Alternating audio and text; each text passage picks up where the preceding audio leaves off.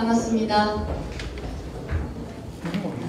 지금부터 제75회 하늘아카데미 제3기 CEO 과정 수업을 시작하겠습니다. 먼저 국민의례가 있겠습니다. 모두 자리에서 일어나 단상에 국기를 통해주시기 바랍니다.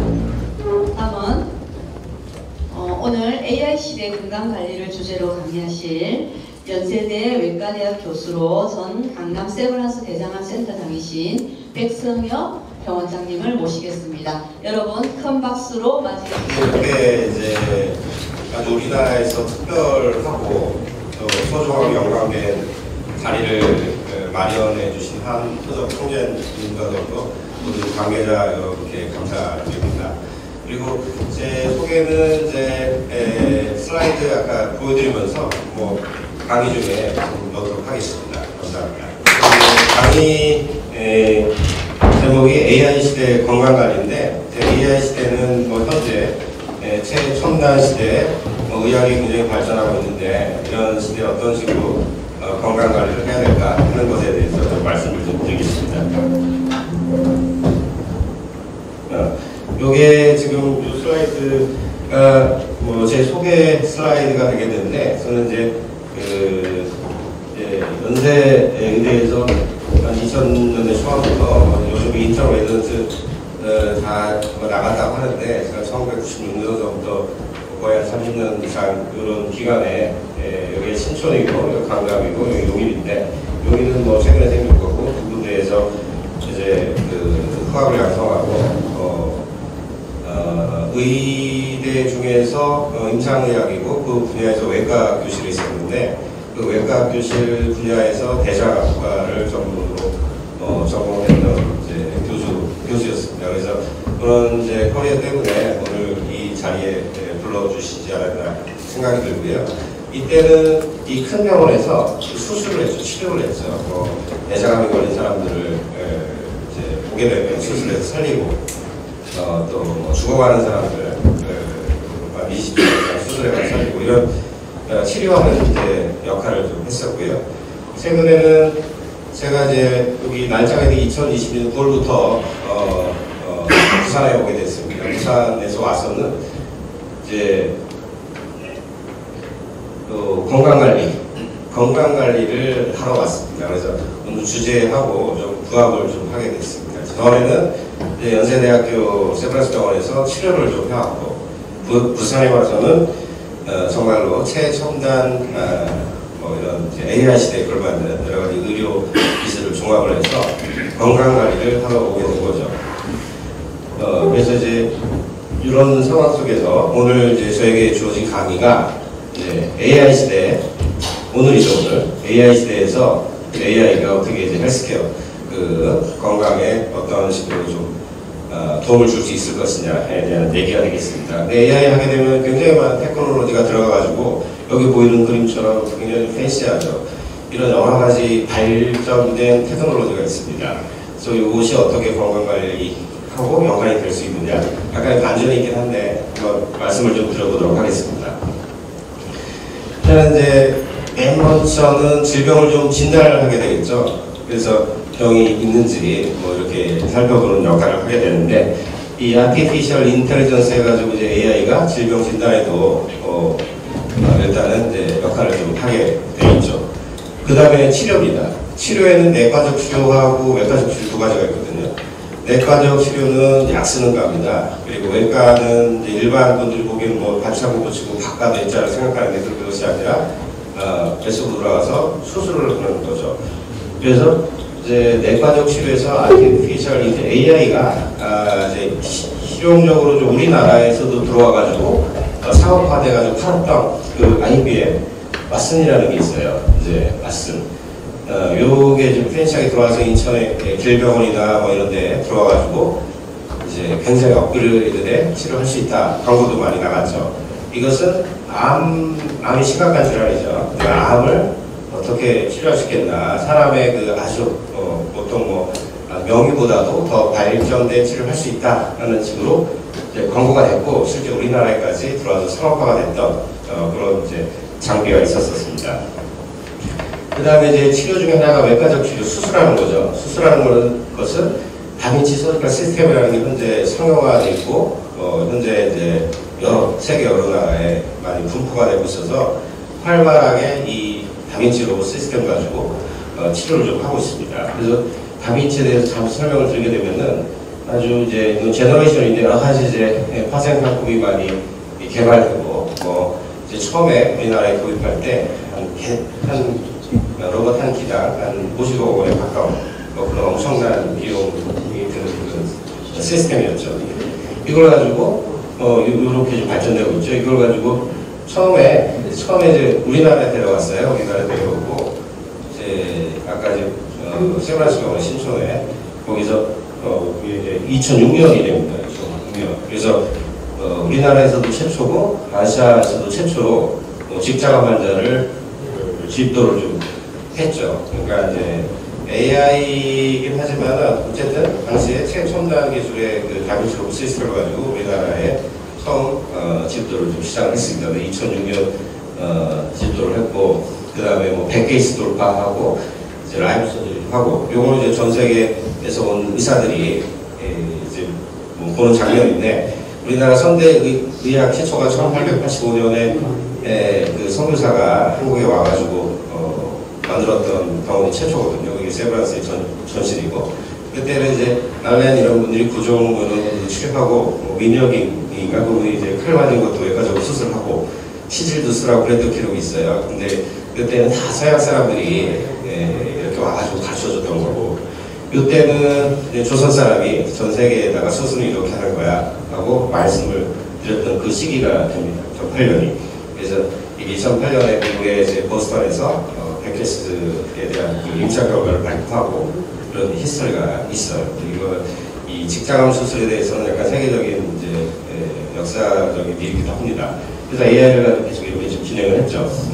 그때 수술 장면, 라인 서저리하는 장면이 있고, 이게 펀드레저 이렇게 하는 장면이 세브란스병원에서 이런 장면이 되겠고, 이거는 이제 수술 직장 속인데 이게 방광 쪽이고 이게 직장이고, 이게 로봇 팔입니다. 로봇 팔이 들어가가지고 정교하게 수술을 하는 장면이 되겠죠. 이렇게 이거는 직장이고, 직장 밖에 있는 외벽 뼈, 골반 뼈가 되겠죠. 이 사이 굉장히 이제 섬세한 그 신경세포가 들어있어서 이게 잘못 손상이 되면 수술은 잘 됐는데 뭐 소변을 잘못 뿜는다든가 그런 이제 배뇨 기능 장애, 뭐 성기능 장애 이런 게 올 수가 있겠죠. 그래서 이 수술은 이런 신경을 잘 보존하면서 직장암을 가장 그 아주 섬세하게 드러낼 수 있는 첨단 장비가 되었었습니다.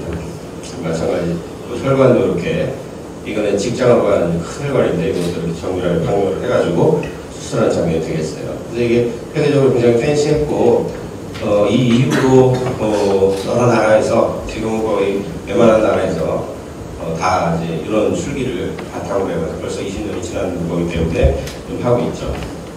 그래서 뭐 이때 그냥 이런 2007년에 이렇게 매스컴도 나오고, 제 동료 교수들이거든요. 형우진, 정은, 백승혁. 그래서 형우진, 정은은 저보다 나이가 많아가지고 앞에 있어요. 근데 이제 아직은 이제 신촌에 두 분 남아있고, 저는 이제 부산으로 왔고, 뭐 그런 상황이 되는 거죠. 그래서 이런 이제 AI에 대해서 잠시 설명을 좀 드렸었습니다. AI가 IBM 왓슨처럼 어떻게 메디컬 트리트먼트, 내과적 치료해가지고, 저 유닛도 수십억 개죠. 길병원에서 들여왔는데, 그리고 다이비치도 50억 정도 돼가지고 최첨단 수술을 하고, 현재까지 그렇게 아주 고비용, 고테크놀로지를 치료를 하고 있는데, 근데 이게 생각해보면 이게 치료예요, 치료. 건강관리가 아니라. 그래서 다시 요 건강관리 생각해보면 결국 병에 안 걸리겠다는 얘기가 되는 거거든요. 병에 걸려서 치료하는 것보다. 치료해서 지금 말씀드린 적법과 장비를 가지고 치료해봤자 수술을 하고 고생을 좀 해야 되잖아요. 그래서 그 병에 안 걸리는 삶을 어떻게 디자인할까, AI 시대에.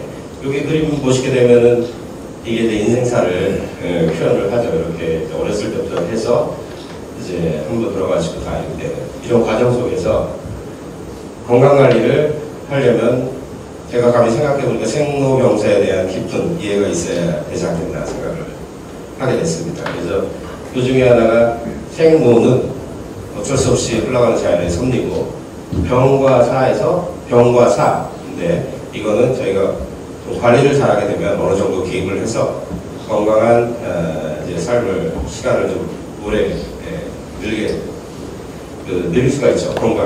건강한 수명을 늘릴 수가 있게 되겠죠. 그래서 이 생로병사 이치를 잘 알면서 병가사를 알게 되면은 건강관리가 잘 돼서 좋은 결과가 있을 것이다라고 저는 생각을 합니다. 그러면 이렇게 했을 때 지금 말씀드린 것처럼 아주 팬시한 뭐 이런 이제 치료, 이런 수술, 뭐 좋은 약물 이게 아니게 되는 거죠.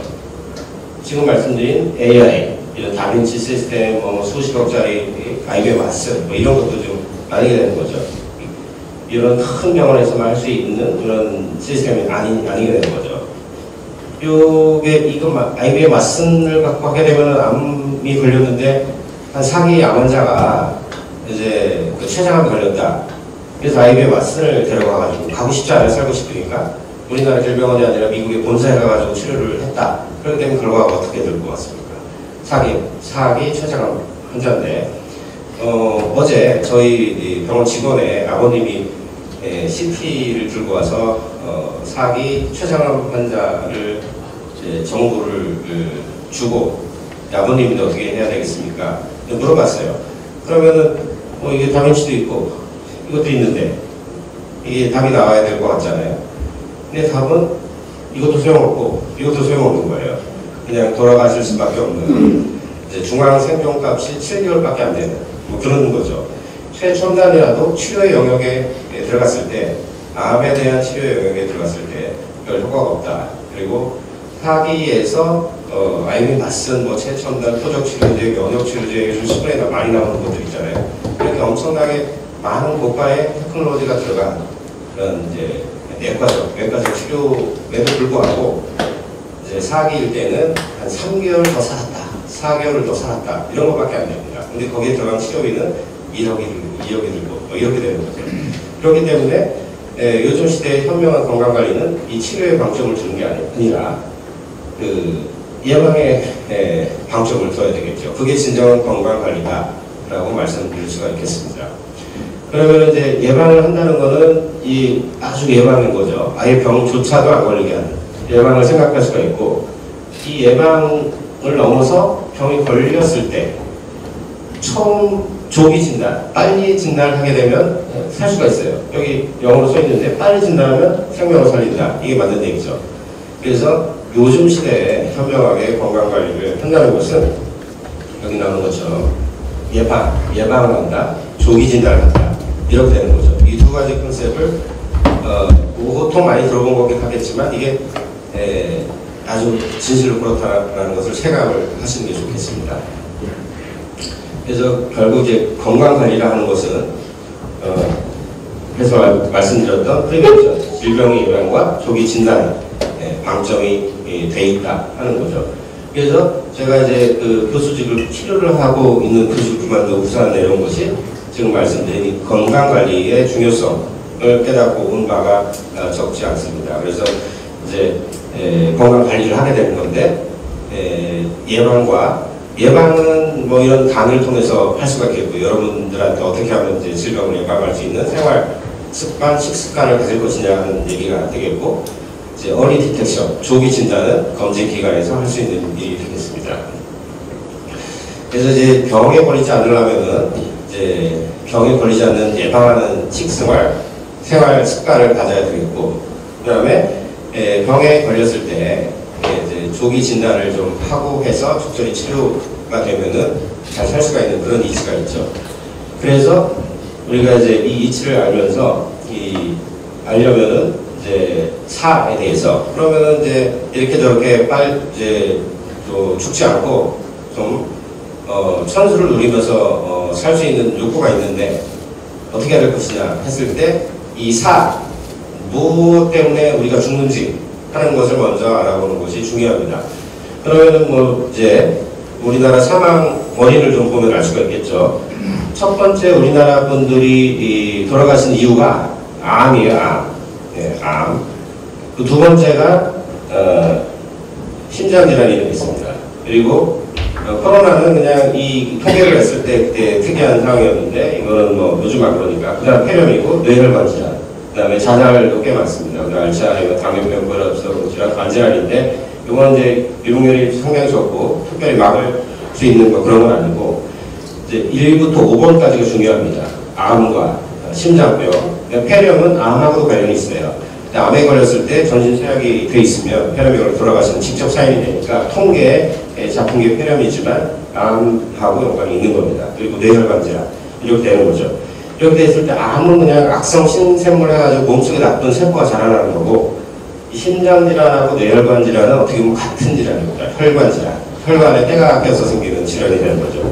그래서 우리나라 분들이 돌아가시는 원인이 암하고 혈관 질환이다 이렇게 이해를 할 수가 있습니다. 한방울은 다른 이제 슬라이드가 되겠는데 암하고 심장이죠. 심장 질환, 혈관 질환 이렇게 되는 거죠. 마찬가지로 2022년에는 코로나가 꼈긴 했지만은 뇌혈관 질환이 들어가 있죠. 폐렴은 염증성 질환인데 노환이나 암이 걸리신 분이 걸리는 질환이 되겠죠. 그렇게 이제 알 수가 있습니다. 그리고 성별 사망 순위가 되겠죠. 남자는 이제 암 때문에 심장, 폐렴, 뇌혈관 이렇게 암하고 심장, 뇌혈관이 되죠. 여자도 암하고 심장, 뇌혈관 2022년 비슷합니다. 지금까지 보게 되면 암, 심장질환, 뇌혈관 질환 이 세 가지를 외울 수가 있겠습니다. 그러면 암이 뭔지 그것에 대해서 설명드리고 암을 좀 피하려면 어떻게 해야 되는지 말씀드리도록 하겠습니다. 암 하면은 여러 가지 암이 있죠. 암에는 무슨 암이 있는지 보게 되면은 이제 폐암, 사망률별로 랭킹을 매긴 건데 폐암 때문에 가장 많이 들어가시고 그다음에 간암, 그다음에 대장암, 췌장암, 위암, 기타 담담, 위방암, 전립선암 이렇게 있습니다. 폐암, 간암, 대장암, 췌장암, 위암 이런 정도 이제 기억해 두시면 되겠습니다. 암종별 사망자 수인데 폐암이 가장 많이 들어가시고요. 그다음 간암, 대장암, 췌장암, 위암 이렇게 되겠죠. 다음 나라. 그리고 남자 여자 좀 다르긴 한데 이거는 이제 사망률이 아니라 발생률입니다. 뭔가 이제 많이 발생하냐 그런 건데 남자는 폐도 많이 발생하고 폐암 때문에 많이 돌아가시죠. 그리고 위, 대장, 전립선, 간, 갑상선 이렇게 되고 여자는 발생률이 유방, 갑상선, 대장, 폐, 위. 유방하고 갑상선은 요즘 이제 검진기관에 많이 진단이 돼가지고 치료하게 되면은 갑상선의 생존율은 거의 100% 육박하고 유방도 80% 육박해가지고 그렇게 걸리긴 한다만 위험한 건 아니고요. 대장, 폐, 위, 췌장 이런 거는 사망과 연관이 돼 있어서 심각하게 좀 심각해야 될 암종이 되겠습니다. 그러니까 폐암 보시게 되면은 폐암이 지금 남자에서는 많이 걸리기도 하고 또 사망률 1위가 되잖아요. 그래서 폐암을 좀 잘 살펴봐야 되거든요. 근데 남자가 폐암에 걸리는 이유는 담배 때문에 그렇습니다. 그래서 담배는 이제 한 가지도 피지 말아야 되는 거죠. 그래서 폐암을 많이 들어가시니까 이걸 갖다가 이제 국가적 차원에서 좀 해결해 봐야 되겠다 하는 건데 그래서 일단 담배는 피지 말아야 되는데 그래서 예전에 제가 이제 교수 생활을 하고 있을 때 국립암센터에 박재가 원장님이 계셨어요. 저랑 똑같은 대장암 수술하는 교수님이었는데 그분이 이제 담배세를 물리자 이런 거 저런 거 하다가 이제 또 여러 가지 이제 난관에 봉착해가지고 실패는 했는데 어쨌든 담배 때문에 남자들이 많이 걸리고 많이 사망하니까 폐암을 좀 해결해 봐야 되겠다 고민이 많았었고 담배를 좀 못 피게 하려니까 좀 실패를 했어요. 담배 인상 공사에서 돈도 많이 벌어서 그런 것도 있고 국가적인 세금도 있고 그러니까 근데 그래서 결국에는 이제 조기 발견을 하자 이런 생각을 하게 된 거죠. 그래서 조기 발견을 하게 되면은 폐암 고위험군을 1년에 한 번 1회 정도 저설약 흉부 CT를 찍자. 이렇게 되면은 폐암을 발견을 해서 1기, 2기에 발견을 하게 되면 살 수가 있거든요. 3기면 조금 한 50% 살 수 있고 4기면 다 들어가시고 하니까 조기 발견하면 살 수 있으니까 이 조기 발견에 힘을 쏟자 이런 이제 생각을 하게 됩니다. 그래서 2019년 7월에 국가검진에서도 저설량 CT를 주기를 포함해서 4월부터 55세 이상 14세 이하 30년 좀 정리해서 보게 되면 이제 여기 있죠. 54에서 74세 30년 이상 흡연력을 가진 고위험군 한 2년마다 뭐 이제 CT 촬영을 해가지고 좀 폐암 걸리시는 분들을 조기 발견해서 좀 살리자 이런 얘기가 되는 거죠. 이런 거를 했을 때 일기에서 발견했을 때 생존율을 뭐 4기에서 발견한 생존율이 5년 생존율이 0%거든요. 다 돌아가시는데 이렇게 하게 되면은 이제 70% 이상으로 향상을 한다 이런 얘기가 되겠죠. 그래서 이 정보를 듣고 우리가 좀 해야 될 것은 뭐냐면 담배를 피면 안 되겠다. 그리고 그럼에도 불구하고 담배를 필 수밖에 없었던 분들은 저설량 흉부 CT를 찍어야겠다. 국가에서는 최소로 이 정도는 커버해 주는데 이것은 우리나라 경제 사정과 여러 가지 통계학적 계산을 해서 만들어진 거고 그냥 담배를 많이 피시는 분들은 저설량 CT를 자주 찍어보는 것이 현명하겠다 이런 생각을 할 수 있겠습니다. 그래서 이제 저설량 CT가 뭐 이런 게 이제 있죠. 그래서 여기서 촬영을 하면 되겠습니다. 그 다음에 이제 중요한 게 대장암 위암이죠. 대장암하고 위암이 있는데 우리나라가 위암이 많았어요. 위암이 많은 이유는 위암의 영양 원인 인자가 짠 음식이거든요. 짠 음식 그리고 매운 음식 그리고 칼리포강타. 짠 음식은 김치 같은 염장 음식이 있잖아요. 그래서 미국 같은 나라는 뭐 소세지 이런 걸 갖다 냉장고가 개발되기 전에 소금을 많이 해가지고 이제 음식을 보관했었는데 냉장고를 개발하고 난 이후 위암의 유병률이 뚝 떨어졌어요. 근데 우리나라는 냉장고를 개발했음에도 위암의 유병률이 떨어지질 않았어요. 그 이유가 김치에 있다 이렇게 판단하는 분들도 있습니다. 뭐 유산균이나 이런 게 좋은 것도 있는데 그 염장 음식, 짠 음식이 위암의 아주 위험 요소다 이렇게 알아두셔야 될 것 같습니다. 그리고 이제 그래서 위암이 우리나라 굉장히 많고 아직까지도 예전이나 지금이나 위암 유병률은 별로 떨어지지 않았다 하는 거고 위암이 월등하게 1등이었는데 최근 들어 대장암이 위암을 거의 따라갔고 어떤 통계에서는 위암을 제껴버렸다, 위험은 더 많다라는 게 있거든요. 그래서 대장암이 왜 늘었냐? 그럼 대장암의 위험 인자가 이제 삼겹살의 소주를 생각하면 위험 인자를 알 수가 있습니다. 삼겹살이 뭐냐면 빨간색깔 고기거든요. 이제 붉은 빛을 나는 이제 빨간 고기하고 돼지고기, 소고기, 그리고 삼겹살에 비계가 있죠. 동물성 지방, 그리고 소주, 알코올. 이 세 가지가 아주 메인이 되는 그 위험인자가 됩니다. 그래서 이제 삼겹살에 소주를 많이 먹다가 우리나라 사람들이 원래 이제 예로부터 고기를 먹지 않고 이 초식을 이제 해왔는데 이제 채소를 많이 먹은 민족이 급격하게 최근 몇십 년간 고기를 먹다 보니까 대장암 비율이 미국보다도 더 높아졌다는 통계 데이터가 있습니다. 그래서 현재로서는 우리나라에서 위암, 대장암 유병률이 비슷해가지고 이 두 개를 같은 기준으로 생각을 해야 되는 시기가 왔습니다. 그래서 위암, 대장암을 이제 잘 다스려야 되는데 먼저 다스리는 것은 이렇게 이제 지금 위험 요소로 말씀드린 거 있잖아요.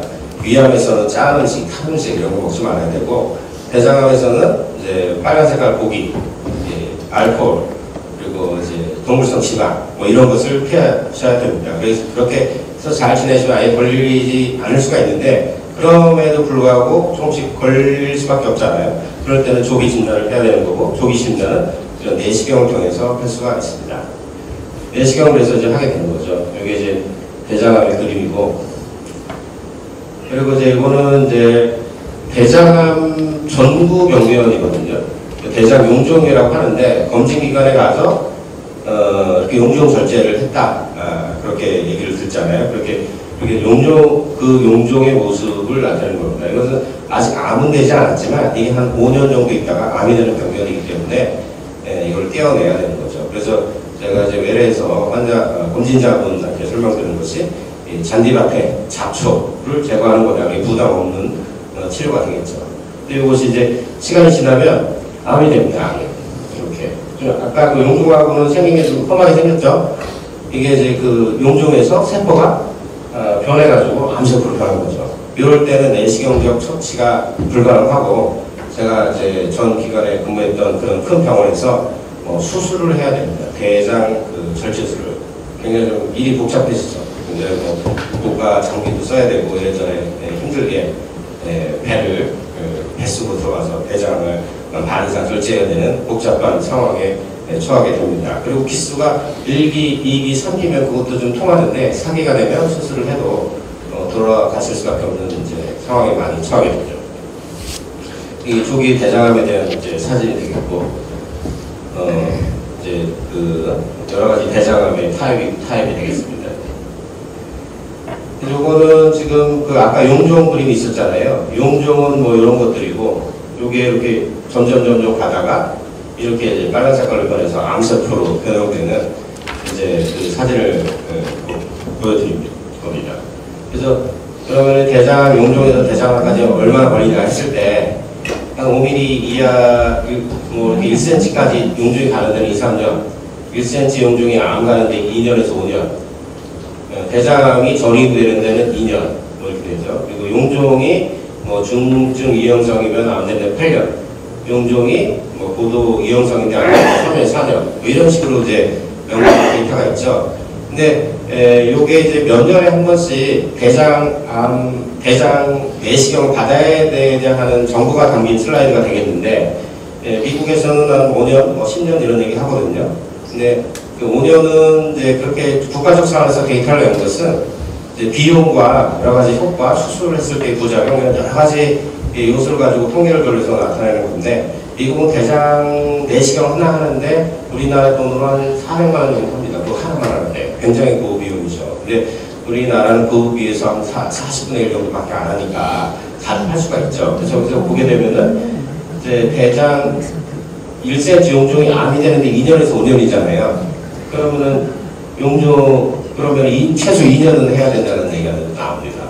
그래서 이것만 가지고 따졌을 때 2년에 한 번씩 하게 되면은 대장암을 거의 100% 예방을 할 수가 있고, 5년 정도면은 한 80% 예방할 수 있다, 이런 얘기가 되겠죠. 그래서 이 물 먹는 게 이제 장 세척을 좀 해야 되는데, 그게 그렇게 힘들지 않으면은 한 2년에 한 번, 늦더라도 3년에 한 번은 대장 내시경을 하게 되면 거의 100% 대장암을 예방할 수 있겠다, 이렇게 설명을 드릴 수가 있습니다.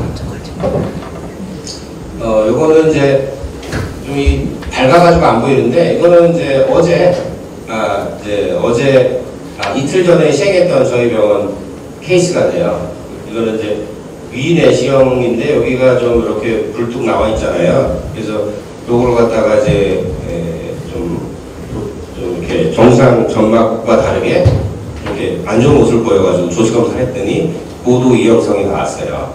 고도 이형성이 나왔으면은 이거는 이제 내시경 안 했으면 위암으로 가서 돌아가실 수 있었죠. 근데 고도 이형성 암 바로 전 단계거든요. 그래서 이 전절제술이 필요하지 않고 이제 이렇게 내시경적 절제술로 위를 안 자르고 내시경적 추가 치료로 생명을 구할 수 있는 케이스가 발견이 됐습니다. 그래서 이 케이스를 갖다가 이제 제 친구 명의한테 서울 가라 했더니 서울 가기 좀 힘들다 해서 제 친구 또 여러 군데 교수들이 다 친구니까 백병원으로 내과로 소아내과로 가서 조만간에 좀 치료를 받기로 했어요. 그래서 이렇게 조기 진단하면 세이브 라이프 병원으로 보잖아요. 생명을 구할 수가 있는 중요한 이슈가 되겠습니다. 그 유방암이죠. 유방암은 여자분들 유병률 1위예요. 여러 가지 원인이 있겠지만 이제 모유 수유를 안 한다든가 임신을 안 한다든가 그런 게 리스크 팩터가 되는데, 그래서 그런지 요즘 우리나라 출산율이 떨어지고 그런 것 때문에 그런지 유방암도 굉장히 급격히 늘고 있습니다. 그래서 40대 이상은 한 최소 2년 넘지 않도록 유방암 검사를 좀 받아야겠다. 그게 이제 현재 우리나라의 컨센서스가 되는 거고, 여기에 실제적인 AI 테크놀로지가 이제 들어가 있습니다. 이것은 루닛이라고 하는데, 영상을 좀 찍게 되면 이것에 대한 판독을 AI가 좀 도와주고 좀 있어요.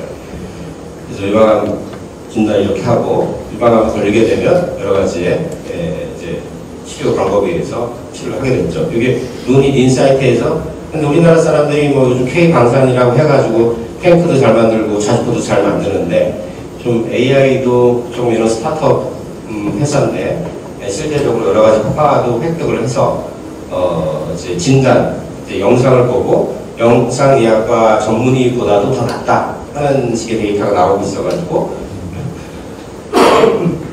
도입해서 지금 현재 사용하고 있습니다. 그래서 작년 케이스인데 영상의학과 이제 그분도 뭐 대학병원 출신 교수님이셨는데도 놓쳤어요. 근데 AI가 잡아내가지고 이걸 갖다가 이제 적극적 치료를 해서 또 생명을 살린 그런 케이스가 있었습니다. 그 다음에 이제 간암, 전립선암, 담낭 뭐 이런 여러 가지 복부암이 되겠죠. 이제 간암, 전립선암은 좀 치료 성과가 좋은데 담낭, 담도, 신장 이게 예후가 굉장히 좋지 않아요. 그래서 이런 것은 현재 뭐 리스크 팩터가 이거는 이제 간염인데 간염 아니면은 이제 뭐가 이제 위험인지 아닌지 그런 게 좀 잘 불명확해요. 뭐 전립선암은 운동 구조, 대장암 리스크 팩터랑 똑같은긴 하지만은 뭐 담낭이니 뭐 이런 게 불분명해서 약간 복불복 뭐 이런 개념인데 이것은 현재로서는 이런 초음파 장비로 하는데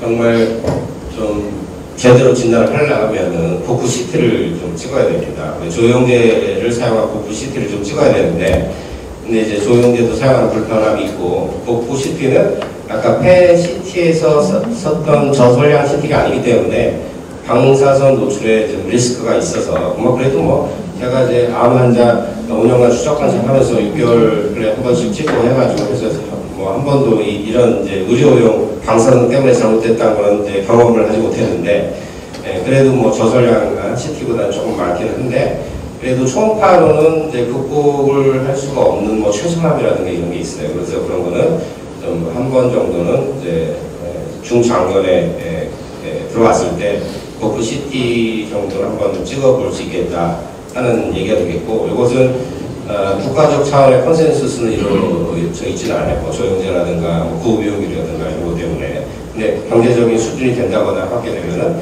한 번은 좀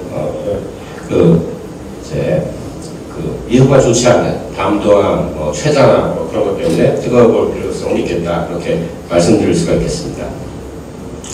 그래서 이렇게 결국에는 이제 예방을 좀 해야 되고, 예방을 넘어서서 병이 심각한 게 걸렸을 때 조기 진단을 해야 되잖아요. 조기 진단의 역할은 건강검진이었어요. 그래서 요게 꼭 이렇게 됐을 때 이제 요거가 무슨 얘기가 되면 대장암의 5년 생존율이 93년, 95년에서는 56%였는데 74%로 늘었어요. 그리고 폐는 12.5% 폐암 걸렸으면은 10명이면 9명 돌아가셨다는 얘기잖아요. 근데 한 40% 육박하겠고, 이렇게 암, 뭐 위암도 한 40% 반수 이상 돌아가셨는데 한 80% 사시고, 옛날보다 최근이 좀 오래 살게 됐잖아요. 근데 이 원인이 뭐냐 해서 분석했던 논문이 연구가 있었는데, 크게 보면은 아까 뭐 여러 가지 로봇 수술, 최첨단 항암제, 면역 치료 뭐 그런 것 때문에 그렇지 않겠나 했더니 그런 요소도 어느 정도 있지만 이 완치의 개념이잖아요. 근데 사기 같은 거 완치하는 게 없어요. 뭐 아까도 말씀드렸듯이 몇 억을 써가지고 이제 치료를 하더라도 한 3, 4개월 더 살다가 돌아가시는 거고, 완치가 된다는 거는 결국 조기 진단이었다. 수술을 하더라도 1기, 2기였을 때 수술을 해서 살아났지 3기, 4기에서 살아난 효과는 미미했다. 그래서 요 생존율이 높아진 것은 건강검진의 효과다라고 분석을 좀 했죠. 그래서 국가적 차원에서 건강검진에 대해서 많은 이제 재정을 배치를 하고 있는 상황이 되는 겁니다. 그래서 이렇게 이제 조기 진단을 해가지고 건강관리를 해야 되는데, 요 국립암센터 뭐 국가적 차원에서 하는 거거든요. 그래서 이제 조기 진단해가지고 생존을 세이브할 수 있고, 그다음에 예방도 해야 되는데, 요거는 내용이 좋아서 제가 이제 발췌를 해왔습니다. 암 때문에 우리나라 암 사망률 1위인데 그렇게 되면 아예 그냥 조기 진단을 넘어서서 아예 안 걸리려면 어떻게 해야 되냐 하는 이제 암 예방 수칙인데, 여기 담배 있죠. 담배를 피우지 말고 남이 피우면 피해라. 채소와 과일 충분하게 먹고 여러 가지 다채로운 식단으로 식사하자. 짠 음식 위험 얘기하는 겁니다. 탄 음식 위험 얘기하는 거고, 담배는 폐암 얘기하는 거고, 뭐 대장암 얘기하는 거죠. 그리고 술은 이제 예전에는 뭐 포도주 회사에서 연구를 해가지고 한두 잔 술은 심장 혈관에 좋다 이런 얘기가 나왔는데, 그게 이제 포도주 회사에서 펀드를 대가지고 한 논문이기 때문에 그게 버려졌어요. 그리고 여러 가지 후속 논문이 있었는데, 영국에서 이런 연구를 많이 하는데 한두 잔도 좋지 않다, 한 잔도 좋지 않대요. 그래서 이제 아예 금주가 이제 지금 제한하는 상황이고, 운동은 주 5회 이상 하루 30분 이상 땀이 날 정도로 걷거나 운동을 해라 라는 것이 있고, 적정 체중 중요합니다. 그리고 예방접종에 따라서 B형, C형은 좀 막을 수가 없어요. 이제 B형은 이제 막을 수가 있어가지고 B형 가진 남녀 공이 예방접종을 받고, 당뇨병감은 여성에서 예방접종을 받아야겠다. 이건 국가적 차원에서 많이 교육이 좀 되고 있죠. 그렇게 하고 이 성맥에 감염병 걸리지 않도록 완전한 성생활을 해라. 이것은 이제 뭐 에이즈 같은 상시적인 것도 있지만 C형 감염이 여기에 들어갑니다. 그리고 발암성 물질에 노출되지 않도록 작업장에서 보건수칙을 지켜라. 이건 이제 부산에서 산업체가 왔기 때문에 저희 병원에 이제 여러 가지 특수검진을 하러 온 담당자한테 제가 설명을 하고 있는 항목입니다. 그리고 암 초기 검진 지침에 따라서 검진을 빠짐없이 받기. 요거는 이제 이런 것은 예방, 요거는 얼리 디텍션, 조기 진단에서 적절히 치료받아서 이제 생명을 살리자, 그런 뜻이 되겠습니다. 그리고 이거는 이제 그러면 뭘 먹어야 되냐 할 때 앞에서 나왔지만 이게 대장암에 관한 내용이긴 한데, 이제 다른 암도 마찬가지입니다. 이런 이제 고기라든가 동물성 지방 섭취를 피하고 여기 나오는 오색 과일들을 드시게 되면 여러 가지 암도 예방하고 심장 혈관 질환도 예방하게 되는 거죠. 그리고 이제 그다음 나오는 게 심장 질환인데, 심장 혈관 질환이 결국에 이제 집에 있는 하수도 파이프를 보면 되거든요. 공장의 파이프, 동 파이프인데 보일러 파이프 이런 것들. 오래되면 그 내부가 부식이 돼가지고 두터워지잖아요. 그래서 그게 막히는 현상이 발생을 합니다.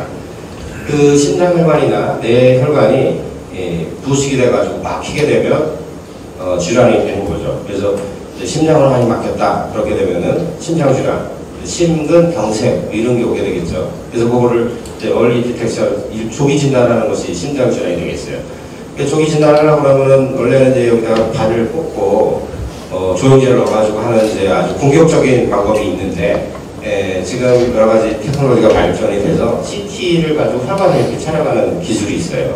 그래서 이제 이렇게 공격적인 진단이 아니라 CT 촬영에서 누워만 있으면은 심장혈관이 얼마나 막혔나 이런 걸 볼 수가 있죠.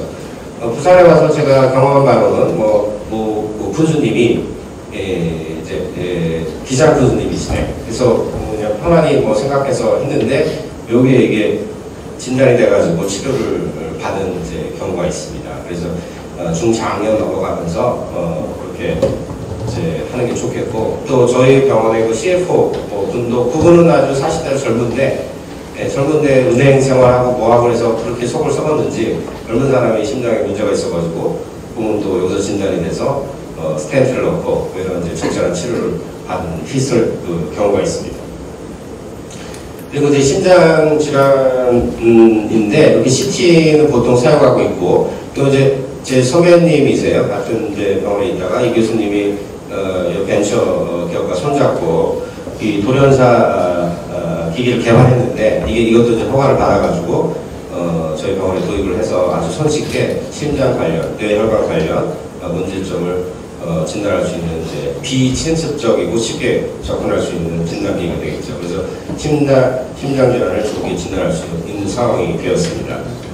그다음에 뇌혈관 질환 마찬가지죠. 뇌혈관 질환도 동파구에 때가 껴서 막혀버리면은 풍이라고 그러죠. 풍. 갑자기 자고 일어나더니 이렇게 말도 못하고 반신불수가 되고 그러는 게 뇌혈관이 막혀서 생기는 질환이 되겠습니다. 근데 뇌혈관은 이렇게 막히는 경우도 있고 꽈리가 생겨서 터진 경우도 있죠. 그 강수연이라고 아실 거예요. 아주 유명한 영화 배우인데 50대신데 갑자기 이제 강남 세브란스 병원으로 응급실로 오셔가지고 결국 돌아가시게 됐죠. 근데 원인이 뇌 동백류, 뇌에 있는 꽈리 그게 터져가지고 젊은 나이에 돌아가셨죠. 또 최근에 뉴스에 나온 게 또 아산병원의 간호사인데 의사가 없다 이런 식으로 이슈가 됐던 건데 그분도 젊은 이제 간호사인데 뇌 동백류 꽈리가 터져가지고 돌아가셨죠. 근데 터졌으면 신경외과 의사가 와서 수술하고 뭐 해야 되는데 이런 뇌 동백류 수술하는 의사가 부족해가지고 안타깝게 돌아가셨습니다. 근데 의사가 수술했어도 돌아가실 확률이 굉장히 높은 질환이에요. 그래서 이제 이 목을 갖다 조기 진단하는 것은 마찬가지로 혈관에다가 조형 촬영술을 해야 되는데 그건 너무 이제 검진으로서 하기에는 공격적이에요. 그래서 MRI 기계 속에 들어가서 이런 영상을 얻게 됩니다. 이런 영상을 얻을 때 꽈리가 지금 이렇게 꽈리가 이렇게 꽈리처럼 보여요. 그러면은 진단을 해가지고 꽈리를 해결하는 치료를 하게 됩니다. 그러면 강수연이나 아산병 간호사나 그런 일은 안 당하게 됐겠죠. 그리고 또 하나는 여기 이렇게 막혔으면은 나중에 몇 년 있다가 풍을 맞게 되니 막힌 게 보이게 되면은 더 혈관이 막히지 않게 혈액을 맑게 해주는 약물 투여를 하게 됩니다. 이렇게 해서 건강관리를 효과적으로 치명적인 질환에 걸리지 않게 건강관리를 효과적으로 할 수 있게 되는 거죠.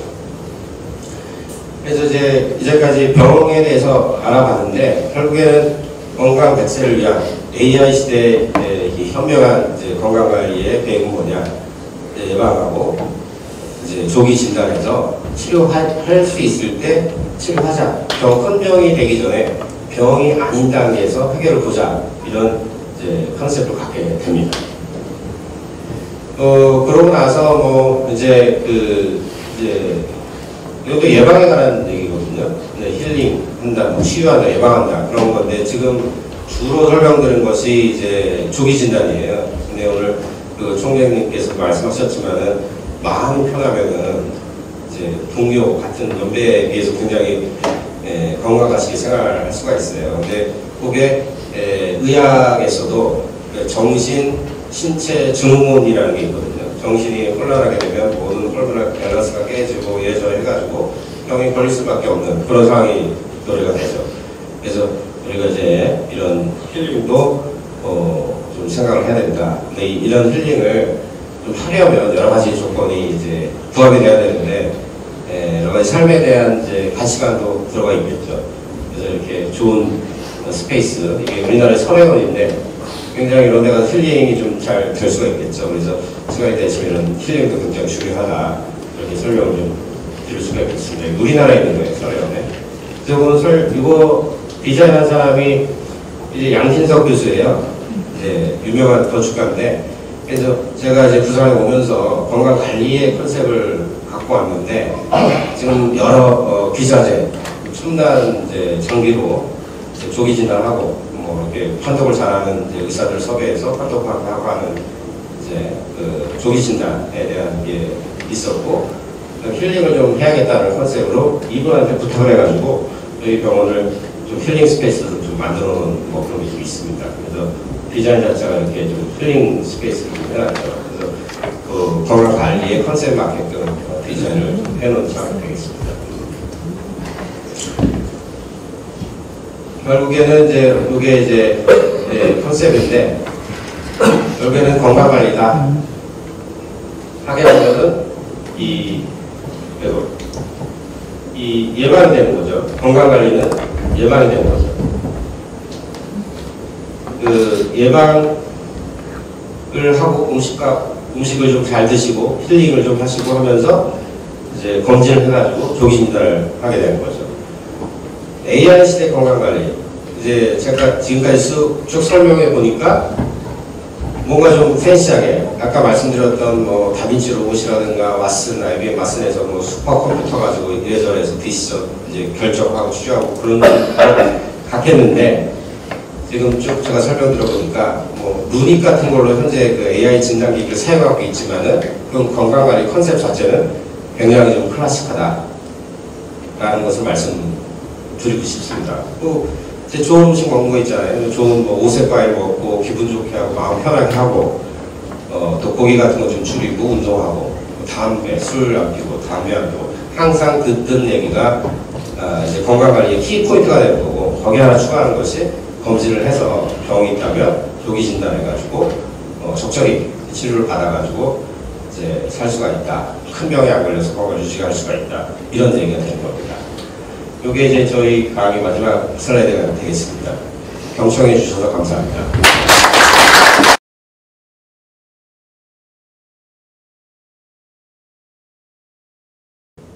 혹시 질문 있으십니까? 손 들어주십시오. 아까 여기 잠시 계속 보니까 네. 우리가 통상적으로 이렇게 뭐 암을 진단하는 뭐 이렇게 하면 MRI를 주로 많이 하는데 이게는 지금 교수님 말씀은 CT를 주로 얘기를 많이 하셨대. 그래서 CT로도 그런 암 종류에 대한 진단들을 다 할 수 있는 건지. 근데 MRI가 고가라서 MRI가 이제 더 좋다고 느껴지잖아요. 고가.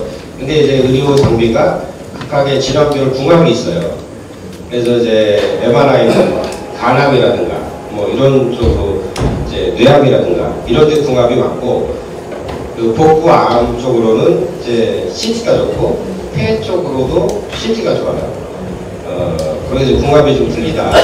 병명별로 다 검사가 다르다는 그렇죠, 거죠. 그렇죠. 예. 한 가지만 더 해주면 네. 지금 아까 전에 그 폐암 환자는 거의 지금 담배 이게 원인이라 했잖아요. 네. 근데 담배를 평생 피우지 않던 사람들이 폐암에 걸려 죽은 사람이 있단 말이에요. 맞습니다. 네. 그런 경우는 어떤 경우입니까? 그런 경우가 이제 종종 있어요. 근데 이제 그 원인이 담배 하나는 아니에요. 이제 유전 인자가 한 70% 정도 원인이 되고, 그리고 암종별 타입이 있는데 주로 담배랑 그 연관이 되어 있는 암종 타입이 있고, 그다음에 담배랑 연관이 없는 암종 타입이 있어요. 그래서 한평생 그 피우지 않은 여성분들, 뭐 간접 훈련도 없었던 분들이 이제 걸리는 암이 있어요. 근데 그거는 이제 퍼센트가 한 10% 미만으로 좀 적어서 전체적으로 봤을 때는 이제 그 담배를 피우지 말라 이렇게 얘기할 수가 있는데, 담배랑 관련이 없이 걸리는 암은 왜 걸리냐 했더니 그 예전에 이제 요리할 때 쓰는 프로판 가스 있잖아요. 뭐 그런 것 때문에 걸릴 수도 있고 여러 가지 원인이 있을 수 있겠다 하는데, 그런 거는 일일이 체크할 수가 없고, 이제 뭐 또 자세히 보려고 그러면은 이제 WHO 크라이테리아에서 이거는 C다, D다 뭐 이런 게 있거든요.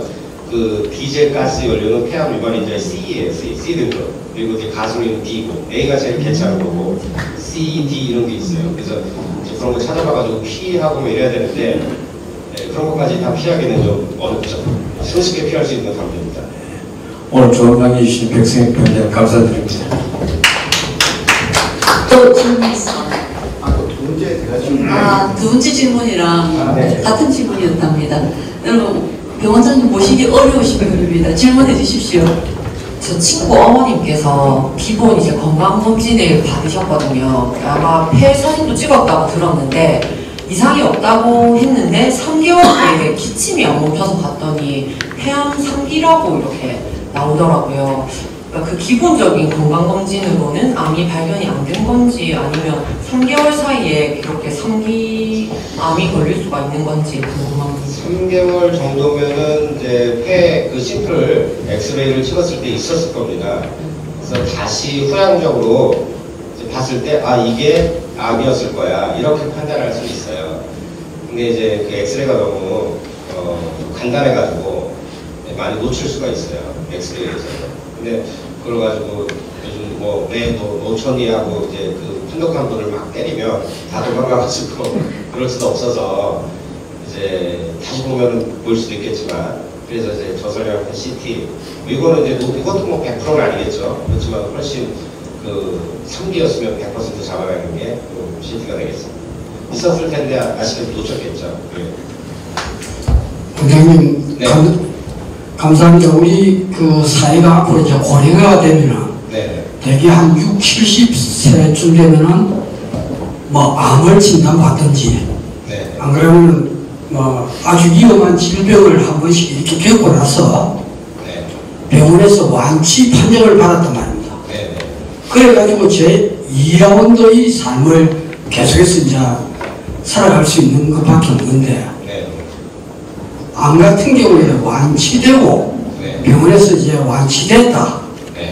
이렇게 했다 해가지고 그 사람의 신체적인 조건이나 그다음 건강 여러 가지 조건에서 그 암의 질병이 완전하게 치유됐다고 이렇게 보통 사람들은 생각을 할 것 같은데 네. 네. 거기에 대해서는 의견이 어떻습니까? 그 암이 완치됐을 때 뭐 대장암을 예를 들어 설명드리면 우측 대장암이었다 이렇게 해서 이제 설명을 드리게 되면 수술을 하고 한 5년 정도 재발이 없으면 그 암에 대해서는 완치가 됐다고 설명을 합니다. 근데 앞에 그 암에 대해서라고 얘기를 했잖아요. 그 암은 안 걸리는 거죠, 우측 대장암은. 근데 다른 암이 걸릴 수가 있어요. 남아있는 좌측 대장에 걸릴 수가 있고, 여기 위암이라든가 뇌암이라든가 여러 가지 암이 걸릴 수가 있죠. 그래서 그 한 암이 걸려가지고 나는 뭐 암에 이제 불사조가 됐다. 이거는 틀린 말이죠. 다른 암이 또 걸릴 수가 있기 때문에 계속 신경을 써야 됩니다. 또 질문 있습니까? 네.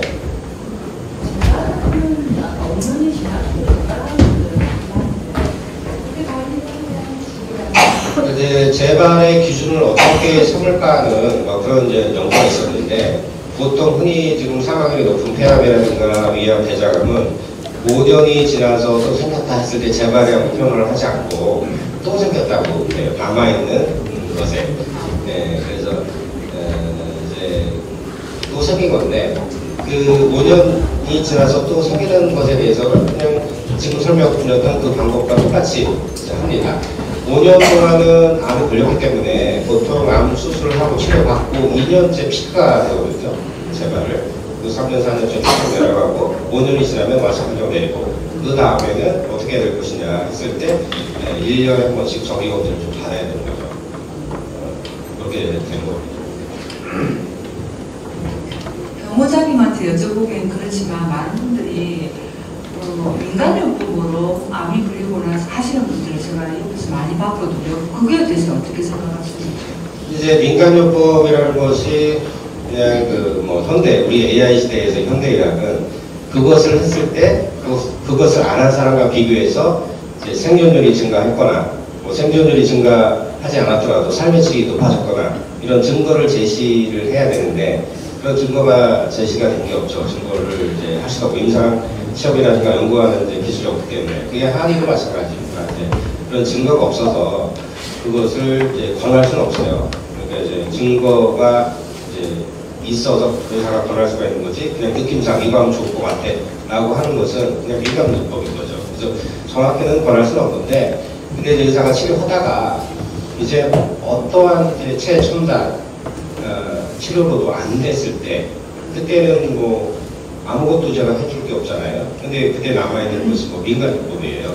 그래서 저한테 이제 그런 이제 문의가 이제 실제 지금은 검진 건강관리를 하지만 제 환자들이 문의를 좀 많이 했는데 그때 제 대답은 이렇게 솔직히 얘기를 하죠. 증거는 없지만 지금 다르게 할 수 없기 때문에 그거라도 하시는데 대신 굉장히 좀 이상한 사람들이 많이 보이거든요. 민간요법에 금전을 요구하는 이상한 치료법을 많이 들고 와서 경제적 부담이 되지 않는 선에서 조심스럽게 하시라고 설명을 좀 드리고 왔습니다. 그래서 그것 때문에 손해가 보는 수도 있긴 한데 아무것도 할 수 없을 때는 그거라도 해서 정신적 위안도 삼는 것도 나쁘지 않겠다라고 판단을 하고 있죠. 그럼 원장님께서는 지금 양방을 하게 되면 한방도 같이 하면 안 된다는 말씀? 한방은 뭐 안 된다라고 표현하기보다도 이제 증거가 좀 있어야겠다. 한약 먹고 좀 많이 낫다 이런 거를 해야 되는데 그게 없어서 전문가로서 그걸 갖다가 이렇게 권하기는 과학적인 베이스가 있어야 되는 게 없기 때문에 그냥 쉽게 말씀드리면 민간요법에 한 분야로서 인식을 하게 될 수밖에 없죠.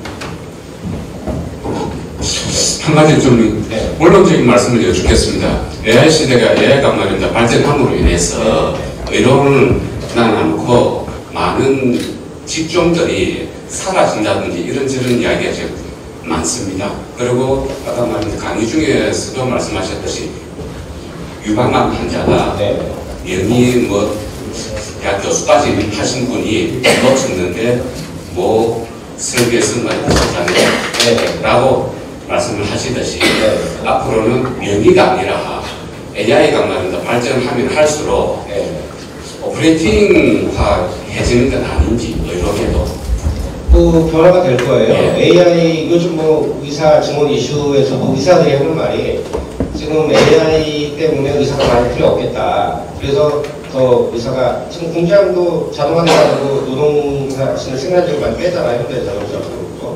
의사도 그리 되겠다고 표현을 하죠. 그래서 첫 번째로 보는 것이 진단. 진단은 이제 사진을 보고 진단을 하는 건데 그게 첫 번째로 이제 타겟이 돼서 영상의학과 의사들이 적어질 거라고 보고 있어요. 그래서 하루에는 영상의학과 지원이 뚝 떨어졌었죠. 현재 핫 이슈가 되는 의원 정원을 할 게 아니라 융합과 복합적으로 에게서 공대나 이공 쪽하고 융합을 시켜서 지금 AI를 가는 게 낫지 않겠는가라는 측면하고는 어떻게 생각하십니까? 그 말씀은 제가 굉장히 동의하는 바입니다. 지금 이제 의사들 많이 만들어가지고 조그만 피부과 만들고 성형외과 만들고 좀 서면 한번 가봤더니 거기 좀 술집이 많은데 거기 의사들이 즐비하더라고. 성형수술 하더라고. 그럼 나름대로 유능한 인재들이었을 때 저기서 저것을 하겠으니 국가 발전에 아무 도움이 안 되는 사람들이잖아요. 그래서 그런 게 저는 뭐 안타깝게 생각하고 있고, 그럼 유능한 인재들이 공대랑 같이 이제 이렇게 융합 연구를 해가지고 뭐 환자를 치료하는 데 하면 되겠다. 차라리 이제 의과학자를 좀 만드는 게 좀 낫겠다 하는 것이 이제 평소 생각이었는데 지금 우리 최 선생님께서 똑같은 말씀 해주셔가지고 제가 감사드립니다. 그 가족 중에 이제 암에 걸리게 되면 정말 걱정이 이제 많게 되는데, 얼마 전에 제가 뉴스를 보니까 그 연세대 세브란스인지 정확하지는 않은데 그 중입자 치료기가 뭐 이제 우리나라에 한 대 도입돼가지고 4월부터 작년 4월부터 췌장암 치료까지 가능하다. 꿈의 치료기다. 뭐 이런 걸 봤는데 석 달 정도 치료하는데 한 7천만 원 든다고 그러더라고요. 그래서 중입자 치료하고 일반 외과적 수술하고 그 치료 방법이나 이런 게 좀 다른지, 그 중입자 치료로도 효과가 있는 수술이 좀 따로 있는 것 같더라고요. 그게 한 가지 궁금하고요. 그 다음에 또 얼마 전에 뉴스를 보니까 올해 3, 4월 달부터가 그 폐암 약이 이제 600만 원 뭐 이렇게 하는 게 보험 적용이 됐다고 들었거든요. 그게 뭐 어떤 경우에 좀 효과가 있고 실제로 좀 치료가 효과 있으니까 공단에서 지원을 해주는 것 같은데 그게 좀 궁금하고요. 그 다음에 저기 IFC 저 검진센터에 원장님 계신데 제가 이렇게 큰 병원에 가보니까 일단 진단하는 게 굉장히 중요한 것 같더라고요. 거기서 놓치면 힘든데 저 병원의 강점이라고 해야 되나? 뭐 이렇게 어떤 좀 유능한 의사 선생님 이런 분이 좀 강점이 있어서 우리 병원은 건강검진센터 중에서도 이런 걸 좀 잘한다는 거 있으면 소개해 주시면은 병원 선택에 큰 도움이 될 것 같습니다. 그 첫 번째 질문이 뭐 췌장암인데 중립자 말씀하셨는데 그 중립자에 대한 방사선 치료인데 이것은 이제 그 일종의 수술 개념이에요. 그래서 칼을 안 대고 수술할 수 있다는 개념이거든요. 그 타겟팅을 해서 방사선을 쪼여가지고 그러다가 이제 다 세포를 죽이겠다 이런 건데 어떠한 방사선도 수술을 따라갈 수는 없어요. 수술할 수 있는 사람은 수술을 해야 됩니다. 근데 수술 못하는 사람에 한해서 이제 차선책으로 방사선을 쪼게 되는 건데 방사선에는 여러 가지가 있죠. 뭐 양성자, 뭐 중립자 이런 게 있죠. 근데 이제 뭐 양성자도 좋다 했는데 중립자가 더 좋다 해서 중립자를 세브란스에서 이제 도입을 하게 된 거예요. 제가 이제 여기 보직 교수 기획 실장을 할 때 그때 그 리더십에 있는 윤동 부위원장이 도입을 결정을 했는데 의학적으로는 뭐 최첨단이긴 하지만 저는 이제 종양학을 한 외과 의사인데 여기 수술을 따라갈 수 있는 건 아니거든요. 그리고 이제 암도 뭐 이래저래 다 지금 뭐 대장암도 중립자에게 적용할 수도 없고 폐암도 수술할 수 있으면 빨리 수술해야지 중립자가 수용 안 되고 하는 차선책에 불과한 걸 갖다가 저렇게 고가를 들여가지고 들여와야겠냐라고 하는 보수적인 교수들이 엄청난 반대가 있었어요. 저걸 들여오는 대신에 저 돈으로 연구를 해가지고 더 세계적으로 좋은 논문을 발표하고 이 대학 자체를 세계적 랭킹을 올려야 되지 않겠나라고 이제 얘기를 했는데 그게 이제 고가 장비 때문에 이 브랜드 이미지 프로모션 때문에 좀 좋겠다라고 들여온 비하인드 스토리가 있고 근데 뭐 우리나라에 하나밖에 없고 해서 이제 광고 효과는 확실했죠. 의학적으로는 하나의 그런 수술에 할 수 없을 때 하는 차선책에 불과한 거다라는 걸 말씀드릴 수가 있고 그리고 암중증이 제한이 돼 있다. 대부분 암은 해결 못하는 거고 전립선암이라든가 자궁경부암 몇몇 이제 방사선만으로 해서 치료될 수 있는 암은 이렇게 되지 않는다. 그리고 다른 암에 적용할 때 췌장암 같은 걸 적용할 때 그거는 이제 고식적 치료라고 하거든요. 고식적 치료라고 하면 못 붙여가지고 좀 증상이나 좋게 해주겠다. 한두 달 더 오래 살게 해주겠다. 그런 목적으로 하기 때문에 그렇게 좀 이제 생명 자체를 살리겠다는 이제 목적을 가진 의사한테는 좀 사치품 같은 뭐 그런 생각이 드는 치료가 됩니다. 근데 이제 워낙 뭐 고가금 뭐 6천만 원 들고 해가지고 가격과 질의 연상작용이 있잖아요. 그래서 저한테도 거기 예약해달라 이런 전화가 많이 오는데 실상은 그렇습니다. 그리고 이제 양성자가 몇백억 했는데 이건 또 몇천억짜리거든요. 그럼 뭐가 더 전했을 때 그 입자 자체가 뭐 좋고 암을만 치료하는 게 아니라 이제 그냥 뭐 리니어 악셀러레이터 여러 가지 또 몇십억짜리 기계가 있거든요. 그거보다 이제 암세포만 잡아서 국소적인 것을 이제 오더를 잘 구획해서 정상세포는 이제 쏘이지 않고 비정상 암세포만 쏘인다라는 이 구획 개념의 업그레이드지 암세포 자체는 효과적으로 죽이고 그러는 건 똑같죠. 근데 정상세포를 좀 덜 손상시켰다는 개념이 되는 겁니다. 그래서 이제 중립자는 좋긴 하고 더 발전해야 되겠지만은 그냥 그 암 생존들이라든가 이런 데이터를 자세히 보게 되면 그게 이제 좀 들여왔어야 되나 뭐 들어온 건 좋죠 뭐 이렇게 되니까 근데 이제 그 세브란스 공동체 내에서도 뭐 저 돈이면 연구를 더 할 텐데 뭐 이런 것도 있었다라고 말씀드릴 수가 있겠고 또 하나 이제 폐암약 있잖아요. 폐암약은 그게 이제 뭐 제가 말씀드렸던 뭐 면역항암제 뭐 이런 약일 거예요. 결국에 그것도 완치하는 게 몇 년 있었다지만 대규모 연구를 해보게 되면 완치도 아니고 이제 획기적으로 6개월 더 달렸다. 획기적인데 6개월 더 달렸다. 뭐 이런 데이터가 나와요. 그런데도 불구하고 죽음에 이르는 환자들한테는 1개월도 소중합니다.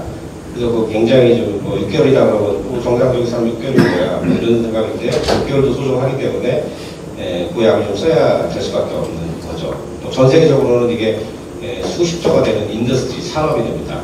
근데 이렇게 다국적 회사의 그런 파워가 있고 마케팅 파워가 있고 이제 아주 심각한 환자들의 니즈가 있기 때문에 약간 정치적인 이제 이런 악물림이 들어가서 도움이 된 거죠.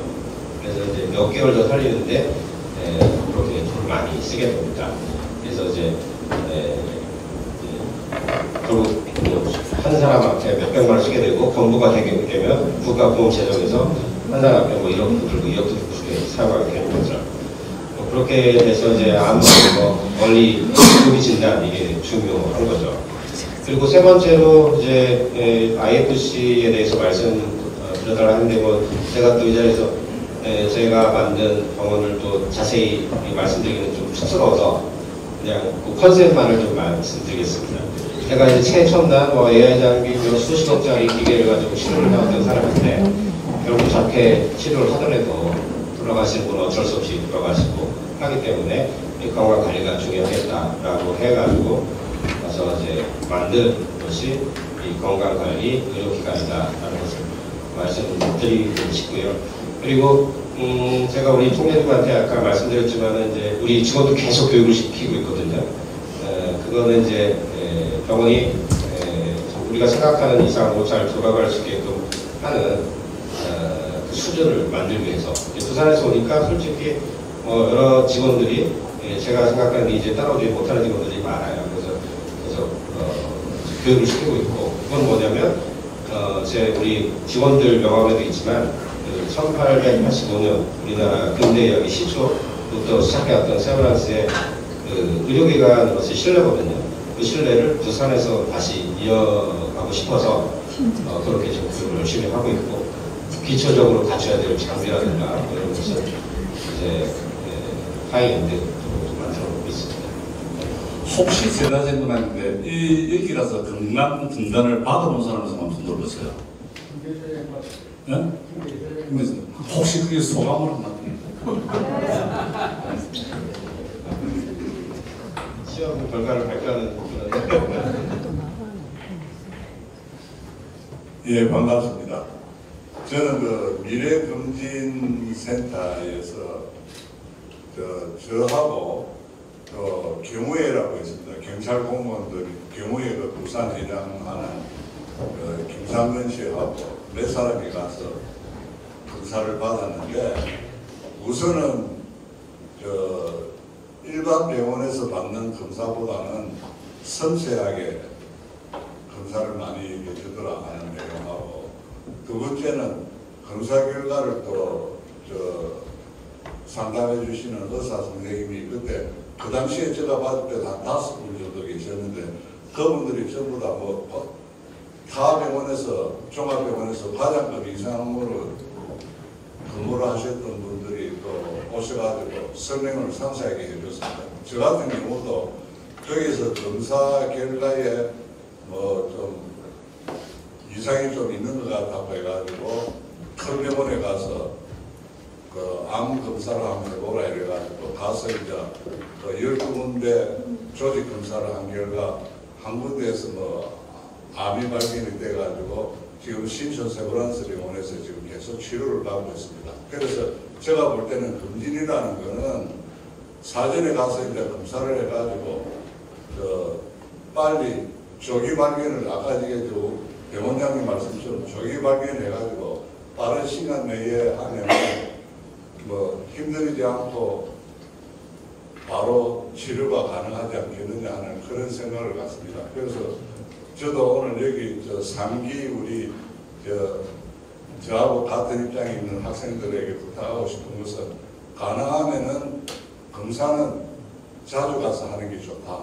돈은 좀 들더라도 검사를 해가지고 정말로 이상이 있는 사람들은 조기에 발견이 되면은 속된 말로 머리막을 갖다가 간단하게 이래 병원비도 적게 들고 치료율이나 이런 것들이 굉장히 높을 수가 있으니까 가능하면은 2년마다 한 번씩이라도 받아보는 게 좋지 않겠느냐 해가지고 저는 지금 또 2년마다 검사를 계속 하고 있습니다. 예, 이상입니다. 근데 검사는 받아봤는데 여기 좋다고 가라 이러면 안 하네. 제가 한 말씀 드릴게요. 저는 사실 검사를 1년에 한 번을 받습니다. 그런데 검사를 받는데 안 받던 학교가 저는 서울대, 제시는 부산대학교는 계속 주지를 받다가 부산대에서 서울대 가서 서울대에서 검사를 받고 종합검사를 받지. 그 다음에 삼성병원에도 받고 그 다음 그 두 개서 지금 한 20년 동안 쭉 다니고 있었습니다. 그리고 부산대는 10년 이상 다니고 내려와서 건강센터가 참 정확하게 많이 옵니다. 건강센터 주를 갖고 이번에 작년에 내려와서는 온병원에서 부산에서 문제가 생기면 부산에 문제가 되겠다 생각이 들어서 지금 서울대 병원에 쭉 다니고 있는데도 온병원에서 안 받았어요. 그런데 검사를 받는 데서 제일 중요한 건 뭐냐면 건강검진 받으면 그 서울대학에 추치를 해서 그거 받지 말라고 합니다.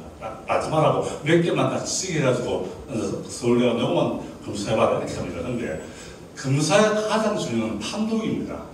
요새는 기회가 워낙 좋아서 판독인데 그 판독보다 더 중요한 것은 그 판독을 가지고 어떻게 옮겨주느냐가 참 중요합니다. 그래서 검사만 받고 당신 위가 좀 안 좋지 않다. 약 뭐 위장 같은 거 2달 정도 보험에 주고 뭐 또 폐 같은 데 약을 주는데 그걸로 그다음에 끝나버려요. 이게 큰 병원일수록 서울대학병원이나 예를 들어서 그 뭐 삼성병원이나 부산대가 딱그 연결해 2달 내고 그다음에 계속 오라 하는데 일반 검진에 잘 안 돼가고 뭐 검사 보면 당신 뭐가 요거만 한다든지 그런 연계가 잘 안 되더라고. 그래서 보통은 그만큼 많이 여러 가지 차이가 나는데 그리고 병이 생기면 그 검사 받은 거를 가지고 또 다시 그래야 또 병원 그래도 또 검사를 또 받게 되더라고요. 그분들 이중을 받는데 그래서 저는 이 소개를 한다든가 같이 가보면 제가 직접 경험해보지 않으면 소개하지 않습니다. 그리고 그게 또 내가 좋다 해서 여러분도 좋은 거 아니거든요. 그래서 이제 여기 내가 가보니까 내가 다녀본 그 건강진단센터는 최고 시설입니다. 서울대학보다 그 다음에 예를 들어서 삼성보다 삼성병원보다 하여튼 부산대가 말할 것도 없고 시설을 진짜 깨끗하게 잘 합니다. 그렇게 검진하러 가서 시술 조항만 돌아가는 게 없거든 사실. 뭐 내 시술을 안 줘도 되는데. 근데 그러면 이제 그 의사들이 친절하고 이런 것도 참 좋은데 거기 딱 받으면 받고 난 뒤에 판독을 하는 뒤에 그 병이 생기면 알선해 줍니다. 이래서. 그리고 연결을 해줍니다. 알선해. 그렇게 어떤 병은 주로 세브란스 병원 쪽으로 의사들이 선호를 했으니까 자기 병원에서 간단히 다치를 건출 주고 중병이 되면 그래서 사실 서울대학이나 고대에 내었던 데나 큰 병원에 예약하면 1년에서 6개월씩 걸리기 많습니다. 근데 그것을 바로 앞당기게 해주는 것이 큰 장점이 되더라는 거죠. 그런 점이 있어요. 그래서 근데 그보다 더 중요한 거는 돈이거든요, 사실. 그래서 MUM에는 50% 할인해주고 그래서 하는데 제가 궁금한 것은 여러분들이 직접 한번 방문해 보시는 것도 좋고 또 시설도 그렇지만 우리 이제 원장 선생님에게 그 사실 우리 의견이 전부 다가 이제 우리 NGO 가정이고 또 우리 하늘보장이 재단하고 MOU를 맺었다 치고 그러면 검사를 했을 때 어느 정도 우리가 좀 예를 들어서 수습하게 또 잘 특혜를 주면서 검진을 준비를 해주는가를 좀 얘기해 주십니다.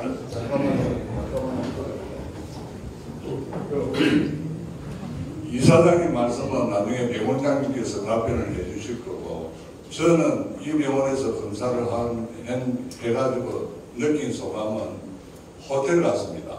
상당히 안에 시설도 잘 되어 있을 뿐만 아니라 직원들이 굉장히 딴 병원보다도 친절하고 또 3층, 4층이 구분이 돼가지고 여성분들은 주로 4층에서 하고 남성들은 3층에서 하는 그런 시스템을 갖춰가 있고 기계도 뭐 상당히 최신형을 갖춘 걸로 알고 있습니다. 그래서 제가 거기서 검사를 하고 난 뒤에 그 소상공인연합, 부산에 있는 소상공인연합 경우에 또 제가 지금 관장하고 있는 통일을 실천하는 사람들은 전국에 1200개 단체가 있는데 그 단체들 중에서 좀 큰 단체가 대한노인의 경우에 헌정에 국회의원들 모임인 헌정에 그 다음에 사단법인 예술총연합, 자유총연맹 이런 데가 저희들 쪽에 같이 해가지고 통일운동을 하는 그 단체들이 MOU 체계를 해가지고 상당히 혜택도 많이 받고 있습니다. 제가 미래검진센터에 보내는 환자들만 해도 지금 한 1년 반 사이 한 100여 명이 넘습니다. 탈북민들부터 해가지고 여러 단체 이사람들 많이 보냈습니다. 그래서 뭐 금액 관계는 제가 여기서 얘기를 못하겠는데 그거는 병원장님한테 말씀을 그런데 100명을 보내도 이 원장 선생님은 이 지금 얼굴을 모르더라고요. 그때 그 정도로 그다음 제가 이 병원에 딱 가서 아까 호텔 같은 문의로 가보면 알고 더 중요한 것은 이 의사 선생님 자기가 이사장님은 분이더라고요. 서울에 계시고 부산 안 있어요. 근데 이 의사 선생님하고 그 이사장님하고 굉장히 예술인이더라고요. 그 가면 그림 하나에 붙이는 명품들이 몇 억짜리 그림들이 모르는 사람 모르겠어요. 진짜 정말 진짜 뭐 여러 개씩 만들어놨어요. 그렇게 투자한다면 돈 보고 투자는 안 한다 같은 생각이 내가 많이 들더라고요. 그래서 저는 뭐 미술을 잘 몰라서 그렇지만 정말 좋아서 일본이 들고 우리 이사장님을 방문했는데 치료는 아직 안 해봤었어요.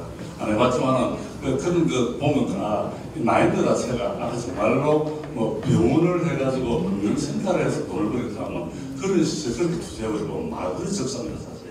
아무리 많이 와도 제가 보면 그렇게 방대하게 넓게 투자를 하고 크게 호텔 같이 만들어놓고 의사 5명 주고 그 비싼 한 작품에 몇 억짜리 몇천만 원 하는 작품 쫙 이래가지고 정말 제가 간 그 수많은 금리생에서 그런 거 처음 봤거든요 사실.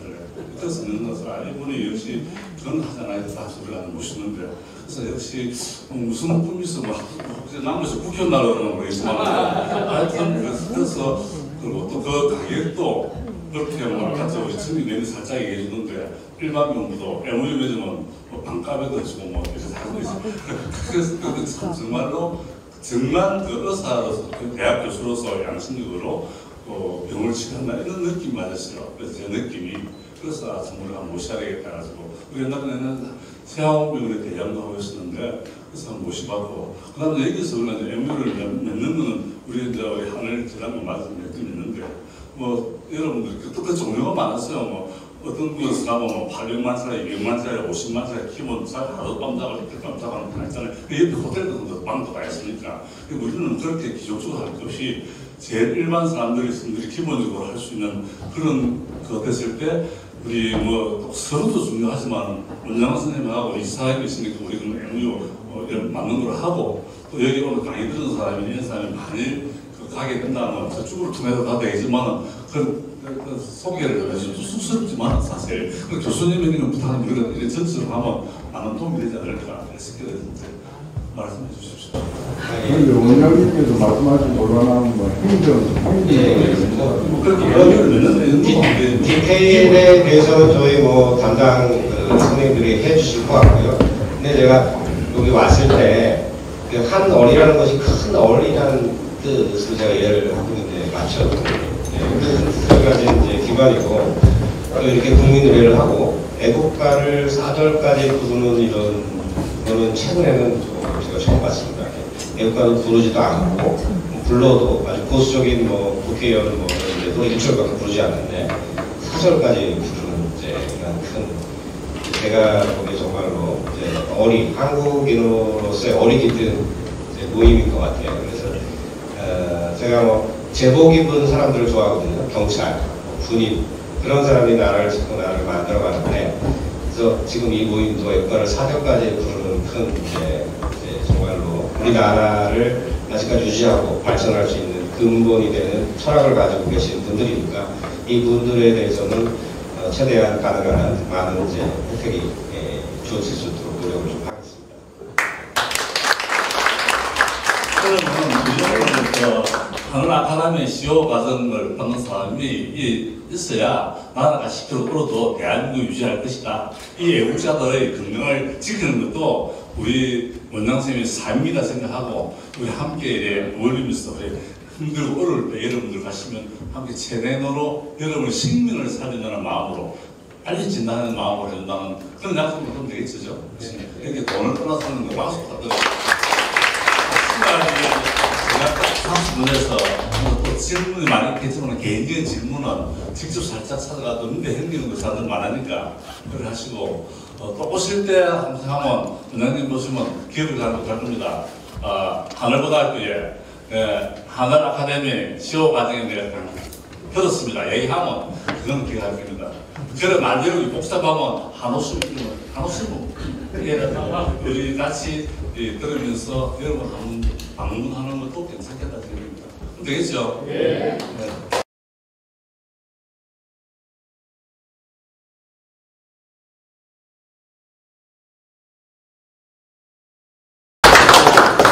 여러분 오늘 정말 귀한 자리 만들어주신 우리 백승현 원장님께 다시 한번 큰 박수 부탁드립니다. 지금부터 단체 사진 촬영이 있겠습니다. 모두 나와주시기 바랍니다.